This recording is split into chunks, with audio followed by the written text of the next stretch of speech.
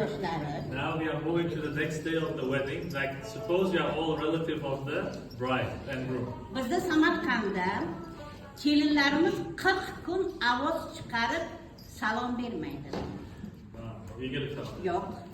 Yo'q. In Samarkand, the ladies when they get married, about 40 days. This is a kind of ritual here that they do not greet with saying it out loud. Yeah. Lekin mana bu harakat hozir qizimiz ko'rsatib Why? beradilar. Mana bu harakat hozir. But they do this gesture, and this means Mana bu like harakat- greetings with the relatives. Mana bu harakat salomni bildiradi. This gesture means that she's greeting, like salam alaikum, basically. Out of respect, like your hand on your chest. You up and down, up and down. You can try to do it. Faqat ko'z pastda bo'ladi. But the eye will be looking at the floor. Bottom. Not directly to the people. Bizda oltin oy. Pandaylar.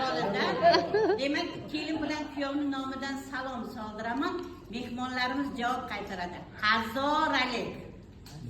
Hazoralik degani ming alik degani. Ming alik. Demak, kelin bitta salomiga mehmonlar hurmat bilan hazoralik, ya'ni ming alik degan narsani aytadi. So, shuna men hadisni qo'llaman. Translating. So, once you do this, it means greeting with you all.